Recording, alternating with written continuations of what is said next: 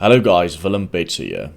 So yesterday the Democratic Alliance, or DA, cleared their youth leader Loyolo Mpiti of any wrongdoing at the Schweizer-Reneke case. Now for those of you who do not know, the Schweizer-Reneke case was when the DA youth leader attacked the teacher Elana Barkhuizen and caused her to lose her job.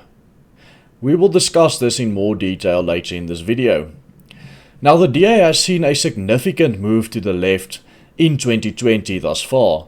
For example, John Steenhuisen had a Hillary Clinton moment when he called the people who support the Freedom Front Plus extremists in his New Year's resolution message. This is a year we must band together and reject extremism, whether the EFF on the left or the Freedom Front on the right. Also, in a recent Twitter war between Ernst Roets and DA MP Cameron McKenzie, it was made clear that the DA will still not support anything that AfriForum says about expropriation without compensation.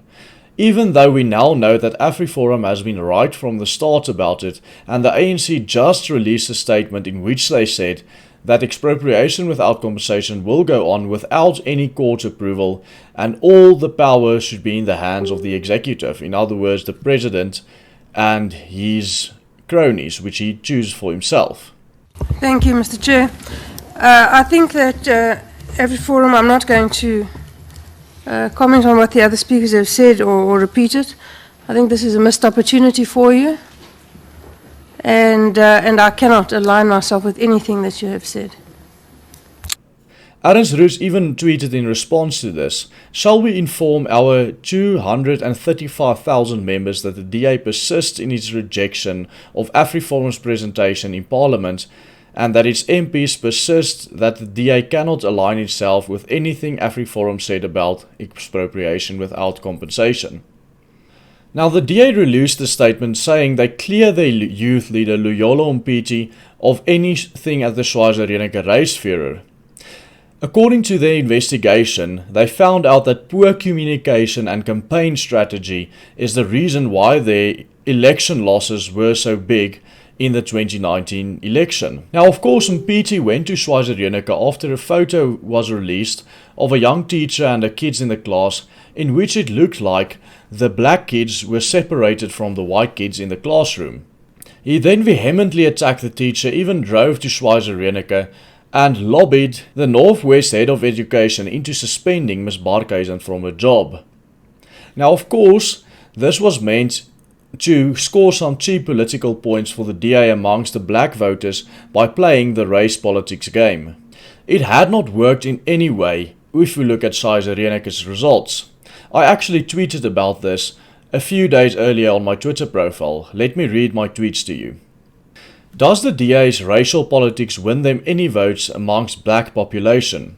The black township of Ipelecheng, right next to Schweizer-Reneke, voted as follows in the 2020 by-election. ANC 66%, EFF 29%, and for the DA less than 1%. This was after Mpiti's stunt in Schweizer-Reneke. On the other hand, the actual town of Schweizer-Reneke, which is predominantly white, voted as follows. And remember, this was a ward that was once held by the DA.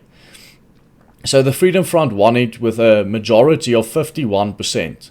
It was held by the DA with 42%, as far as I can remember. The ANC got 26% and the DA got 40%. In conclusion, the DA's race baiting in Schweizer-Reneke won them almost no black votes, while it lost them so many white votes that they lost the town to the Freedom Front Plus. The other 2 points the DA made that I mentioned briefly at the beginning of this video can be said to be a subjective opinion.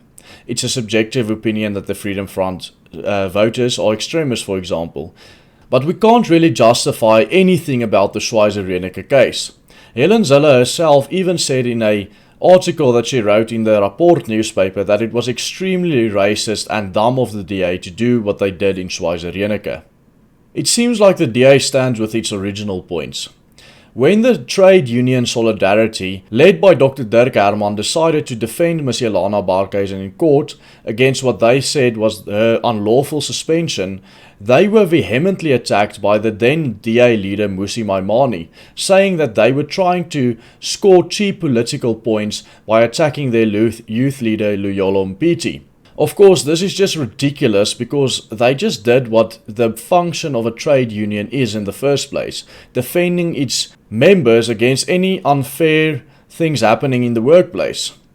It's ridiculous that the DA attacked them on this point then, but it seems that the DA has not at all distanced themselves from their standpoint they had in 2019 when this happened.